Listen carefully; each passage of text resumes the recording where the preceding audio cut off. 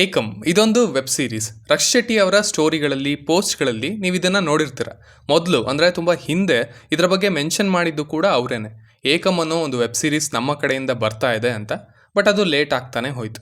But ಈಗ ಆ ಇಡೀ ಟೀಮ್ ವಾಪಸ್ ಬಂದಿದ್ದಾರೆ ಆ್ಯಂಡ್ ಇಷ್ಟು ಲೇಟ್ ಆಗಿದ್ದು ಏನಕ್ಕೆ ಅಂತಲೂ ತಿಳಿಸಿದ್ದಾರೆ. ಈ ವೆಬ್ ಸೀರೀಸ್ ಸಂಪೂರ್ಣ ಆದಮೇಲೆ ಅವರು ಎಲ್ಲ ಪ್ರಮುಖವಾದಂಥ OTT ಪ್ಲ್ಯಾಟ್ಫಾರ್ಮ್ಗಳ ಹತ್ರ ಹೋಗಿದ್ದಾರೆ ಇದನ್ನು ಸೆಲ್ ಮಾಡೋದಕ್ಕೆ. ಆದರೆ ಜಸ್ಟ್ ಬಿಕಾಸ್ ಇದು ಕನ್ನಡ ವೆಬ್ ಸೀರೀಸ್ ಅಂತ ಇದನ್ನು ಯಾರೂ ತಗೊಂಡಿಲ್ಲ. ಸೀರೀಸ್ ಇಷ್ಟ ಆಗಿದೆ, ಆದರೆ ನಮಗಿನ್ನ ಕನ್ನಡ ಆಡಿಯನ್ಸ್ ಅಥವಾ ಆ ಒಂದು ಬೇಸ್ ಅಂತ ಇಲ್ಲ, ಸೊ ನಾವು ಕನ್ನಡದ ಕಂಟೆಂಟ್ಗಳನ್ನು ತಗೊಳ್ಳೋದಿಲ್ಲ ಅಂತ ಅಂದ್ರಂತೆ. ಸೊ ಅದಕ್ಕೆ ಇವರು ತಮ್ಮದೇ ಆದಂಥ ಒಂದು ವೆಬ್ಸೈಟ್ನ ಕ್ರಿಯೇಟ್ ಮಾಡಿದ್ದಾರೆ ಈಗ, ಆ್ಯಂಡ್ ಅಲ್ಲಿ ಈ ವೆಬ್ ಸೀರೀಸ್ನ ಸ್ಟ್ರೀಮ್ ಆಗೋದಕ್ಕೆ ಬಿಡ್ತಾ ಇದ್ದಾರೆ. ಆಲ್ಸೋ ಇವರು ಡಿಸ್ಟ್ರಿಬ್ಯೂಟರ್ಸ್ ಅನ್ನೋ ಒಂದು ಕಾನ್ಸೆಪ್ಟ್ನ ಕೂಡ ತೊಗೊಂಡು ಬಂದಿದ್ದಾರೆ. ಆ ನಿಟ್ಟಿನಲ್ಲಿ ನನಗೊಂದು ಅವಕಾಶ ಸಿಕ್ತು. ಮೊದಲಿಗೆ ನಾನು ಇದು ಪರಂವಾ ಸ್ಟುಡಿಯೋಸ್ ಅವರೇ ಪ್ರೊಡ್ಯೂಸ್ ಮಾಡಿರೋದಲ್ವ, ಸೊ ಅವರು ಹೀಗೆ ಯಾಕೆ ರೀಚ್ ಮಾಡ್ತಾ ಇದ್ದಾರೆ ಅಂತ ಅಷ್ಟು ಸೀರಿಯಸ್ ಆಗಿ ತಗೊಳ್ಳಿಲ್ಲ. ಬಟ್ ನಂತರ ಅವರು ಅವರ ಥಾಟ್ಗಳನ್ನು ಎಕ್ಸ್ಪ್ಲೈನ್ ಮಾಡಿದರು, ಅವರೇನು ಅಂದ್ಕೊಂಡಿದ್ದಾರೆ ಅದನ್ನು ಕ್ಲಿಯರಾಗಿ ತಿಳಿಸಿದ್ರು. ಸೊ ದೆನ್ ಆವಾಗ ನನಗೆ ಅರ್ಥ ಆಯಿತು, ಪರಂವಾದವರು ಇದನ್ನು ಪ್ರೆಸೆಂಟ್ ಮಾಡ್ತಾ ಇದ್ದಾರೆ. ಪ್ರೊಡಕ್ಷನಲ್ಲಿ ಕೂಡ ಅವರ ಕಾಂಟ್ರಿಬ್ಯೂಷನ್ ಇದೆ, ಬಟ್ ಮೇಜರ್ಲಿ ಇದನ್ನು ಪ್ರೊಡ್ಯೂಸ್ ಮಾಡಿರೋದು ಜರ್ನಿ ಮ್ಯಾನ್ ಪ್ರೊಡಕ್ಷನ್ಸ್ ಅಂತ. ಸೊ ದೆನ್ ಐ ಸೈಡ್ ಮೊದಲು ಎಪಿಸೋಡ್ಗಳನ್ನು ನೋಡ್ತೇನೆ, ನಂತರ ಡಿಸಿಷನ್ ತಿಳಿಸ್ತೇನೆ ಅಂತ.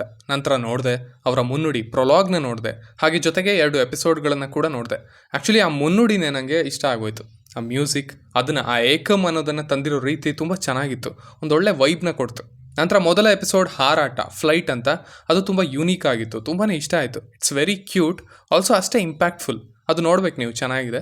ಸೊ ಇವೆರಡು ನೋಡಿನೇ ಐ ಸೈಡ್ ಎಸ್. ಅಂದರೆ ಈಗ ಬೇರೆಯವರು ತಗೊಳ್ತಾ ಇಲ್ಲ, ಜನ ನೋಡೋದಿಲ್ಲ, ಈ ಥರ ಬ್ಲೇಮ್ ಮಾಡ್ತಾ ಕೂರೋರ ಮಧ್ಯೆ ಇವರು ಒಂದು ಪ್ಲ್ಯಾಟ್ಫಾರ್ಮ್ನ ಕ್ರಿಯೇಟ್ ಮಾಡಿ ಅದನ್ನು ಹೇಗೆ ರೀಚ್ ಮಾಡಿಸಬಹುದು ಅದರ ಬಗ್ಗೆ ಥಿಂಕ್ ಮಾಡಿ, ಆ ಥರದ ಜನಗಳನ್ನು ಮೀಟ್ ಮಾಡಿ ಅವರಿಗೆ ಸ್ಕ್ರೀನಿಂಗ್ನ ಕೊಟ್ಟು, ನೀವು ಆ್ಯಕ್ಚುಲಿ ಆ ಪ್ರೊಸೆಸ್ ನೋಡಬೇಕು. ತುಂಬ ಪ್ರೊಫೆಷ್ನಲ್ ಆಗಿತ್ತು, ತುಂಬ ಆರ್ಗನೈಸ್ಡ್ ಆಗಿತ್ತು. ಯಾವಾಗಲೂ ಹೇಳ್ತಾ ಇರ್ತೀವಿ, ಜಸ್ಟ್ ನೀವು ಸಿನಿಮಾ ಅಥವಾ ನಿಮ್ಮ ಕಂಟೆಂಟ್ನ ಕಂಪ್ಲೀಟ್ ಮಾಡೋದಲ್ಲ, ನಂತರ ಅದನ್ನು ಪ್ರಮೋಟ್ ಮಾಡಬೇಕು, ಅದನ್ನು ರೀಚ್ ಮಾಡಿಸ್ಬೇಕು. ಅದು ಕೂಡ ಮೇಕಿಂಗ್ನಲ್ಲೇ ಸೇರ್ತಾ ಇದೆ ಈಗಿನ ದಿನಗಳಲ್ಲಿ ಅಂತ. ಸೊ ಅದನ್ನು ಇವರು ಮಾಡಿದ್ದಾರೆ ಅನ್ನೋ ಒಂದು ಹೊಸ ಪ್ರಯತ್ನವನ್ನು, ಹೊಸ ಸಿಸ್ಟಮ್ನ ತಂದಿದ್ದಾರೆ. ಸೊ ಈಗ ನಾನು ಕೂಡ ಒಬ್ಬ ಇದರ ಡಿಸ್ಟ್ರಿಬ್ಯೂಟರ್. ಈ ವೆಬ್ ಸೀರೀಸ್ ಜುಲೈ 13ಕ್ಕೆ ರಿಲೀಸ್ ಆಗ್ತಾ ಇದೆ. ಸೊ ಕಮೆಂಟ್ ಸೆಕ್ಷನಲ್ಲಿ ಲಿಂಕ್ ಇರುತ್ತೆ, ಅದನ್ನು ಒತ್ತಿದ್ರೆ ಡೈರೆಕ್ಟಾಗಿ ನೀವು ಆ ವೆಬ್ಸೈಟ್ಗೇ ಹೋಗ್ತೀರ. ಇವನ್ ನೀವು ಆವತ್ತಿನ ದಿನವೇ ನೋಡ್ಬೋದು, ಅಥವಾ ಅಲ್ಲಿ ಜಾಯಿನ್ ದ ವೆಯ್ಟ್ ಲಿಸ್ಟ್ ಅಂತ ಒಂದು ಆಪ್ಷನ್ ಇರುತ್ತೆ, ಅದನ್ನು ಕ್ಲಿಕ್ ಮಾಡಿದ್ರೆ ನಿಮಗೆ ಈ ಸೀರೀಸ್ ಸ್ಟ್ರೀಮ್ ಆದ ತಕ್ಷಣ ಒಂದು ನೋಟಿಫಿಕೇಶನ್ ಬರುತ್ತೆ. ಅಲ್ಲಿ ನೀವು ಅದನ್ನು ಹೋಗಿ ನೋಡ್ಬೋದು 149 ರೂಪಾಯಿಗಳಿಗೆ. ಇನ್ನು ಇಲ್ಲಿನ ಟ್ರೈಲರ್ ವಿಷಯಕ್ಕೆ ಬಂದರೆ, ಟೋಟಲ್ ಆಗಿ ಇಲ್ಲಿ 7 ಎಪಿಸೋಡ್ಸ್ ಇದ್ದಾವೆ. ಅದರಲ್ಲಿ ನಾನಿನ್ನು 2 ಎಪಿಸೋಡ್ಗಳನ್ನಷ್ಟೇ ನೋಡಿರೋದು. ಆವತ್ತಿನ ದಿನವೇ ಉಳಿದಿದ್ದನ್ನು ನೋಡೋಣ, ಅದು ಫ್ರೆಶ್ ಆಗಿರುತ್ತೆ ಅಂತ ನೋಡಿಲ್ಲ. ಇದು ಸೀಸನ್ 1 ಕರಾವಳಿ. ಸೊ ಅಲ್ಲಿನ ಭಾಷೆ, ಅದು ಕೂಡ ಬೇರೆ ಬೇರೆ ಭಾಷೆಗಳಲ್ಲಿ ಈ ಸೀರೀಸ್ ಬಂದಿದೆ. 7 ಎಪಿಸೋಡ್ಗಳು ಕೂಡ ಬೇರೆ ಬೇರೆಯ ಕಥೆಗಳು. ಸೊ ಹೀಗೆ ನೋಡಬೇಕು ಅನ್ನೋ ಅವಶ್ಯಕತೆ ಇಲ್ಲ.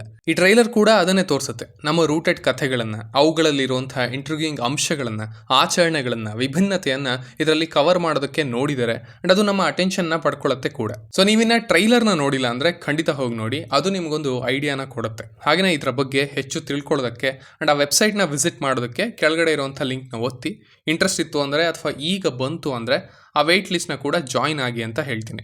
ನಮ್ಮದೇ ಆದ ಒಂದು ವೆಬ್ ಸೀರೀಸ್, ಒಂದು ಡಿಫ್ರೆಂಟ್ ಆ್ಯಂಡ್ ಹಾನೆಸ್ಟ್ ಅಟೆಂಪ್ಟ್ನ ಜೊತೆಗೆ ಈ ಥರದ ಹೊಸ ಪ್ರಯತ್ನಗಳಿಗೆ ಆ್ಯಸ್ ಆಲ್ವೇಸ್ ಇಲ್ಲಿ ಯಾವಾಗಲೂ ಸಪೋರ್ಟ್ ಇದ್ದೇ ಇರುತ್ತೆ. ಸೊ ಇಷ್ಟು ನಾನು ಹೇಳಬೇಕು ಅಂತ ಅಂದ್ಕೊಂಡಿದ್ದು ಈ ಸೀರೀಸ್ ಬಗ್ಗೆ. ಇದು ರಿಲೀಸ್ ಆಗೋಕ್ಕಿಂತ ಮುಂಚೆ, ಇನ್ನು ಆ್ಯಸ್ ಯೂಶ್ವಲ್ ರಿಲೀಸ್ ಆದಮೇಲೆ ಅದರ ರಿವ್ಯೂ ಜೊತೆ ಮತ್ತೆ ಸಿಗೋಣ.